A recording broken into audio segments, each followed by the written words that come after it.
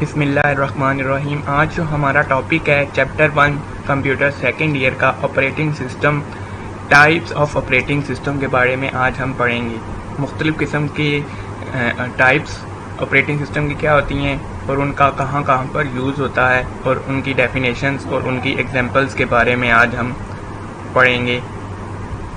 सबसे पहले है batch operating system. Batch operating system क्या होता है कि ये वर्किंग करता है बैच ऑफ सेपरेट जॉब्स, यानी इसमें मुख्तलिफ जॉब्स आ जाती हैं और फिर हम बारी बारी उन जॉब्स को हैंडल करते हैं और उन पर काम होता है। जिस तरह आप बैंक जाएं और बैंक में आप कोई भी चीज़ प्रोसेस हो रही है आपकी, तो वो 1 बाय 1 होती है। क्यू मीन्स कि आपकी कितार बन जाती है। जो पहले होता है फर्स्ट काम वो फर्स्ट सर्व होता है, यानी सेपरेट जॉब्स हम एक ट्रे में रख लेते हैं और फिर उसको 1 बाय 1 हैंडल करते हैं, तो इसको हम कहते हैं बैच ऑपरेटिंग सिस्टम।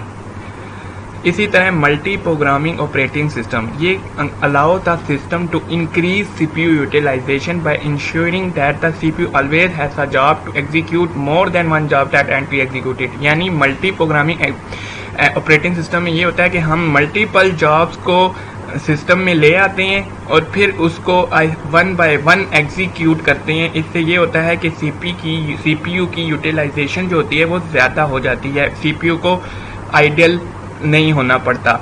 इसी तरह है time sharing operating system. Time sharing operating system क्या होता है कि इसमें मल्टीपल प्रोसेसिंग और इंटरेक्टिव सिस्टम होता है। इसमें मल्टीपल यूजर्स शेयर कर सकते हैं कंप्यूटर को साइमल्टेनियसली, और हर जॉब जो होती है वो स्मॉल अमाउंट के लिए आती है और फिर उसको हम पीरियड में टाइम स्लाइस या क्वांटम कर देते हैं। फर्ज करके हमारे पास 4 जॉब्स हैं, तो हम क्या करते हैं कि पहली जॉब को फर्ज करें हमने 3 मिनट का टाइम स्लाइस दिया, फिर वो जॉब दोबारा वेटिंग में चली गई, फिर अगली जॉब आ गई। यानी इस तरह सारी जॉब्स जो होती हैं वो स्विच्ड होती रहती हैं बीच में, और इस तरह फास्ट काम हो जाता है और हर एक को इतना इंतज़ार करना नहीं पड़ता। यह है टाइम शेयरिंग ऑपरेटिंग सिस्टम।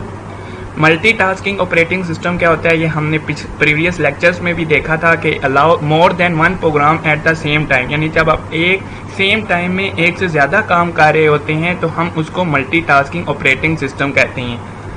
जिस तरह फॉर एग्जांपल यूज़र में download files from internet and listen to music at the same time, यानी आप कोई फाइल भी डाउनलोड कर रहे हैं इंटरनेट से और साथ ही म्यूजिक एक से ज़्यादा काम हो गए सेम टाइम पे, तो ये मल्टीटास्किंग ऑपरेटिंग सिस्टम होता है। रियल टाइम ऑपरेटिंग सिस्टम क्या होता है कि exact timing requirement of a job, यानी जो आपको काम दिया गया है वो आपने सर्टन टाइम में करना है। अगर आप नहीं करेंगे तो आपका सिस्टम जो है वो ब्रेक हो जाएगा। जिस तरह आप कोई भी मिसाइल का इमेजिंग सॉफ्टवेयर सिस्टम बनाते हैं, तो अगर आपने वो काम उस टाइम पे ना किया तो उसका नुकसान हो जाएगा, आपका सॉफ्टवेयर डैमेज हो जाएगा और रनिंग प्रोसेस जो है वो मुतासिर हो जाएगा।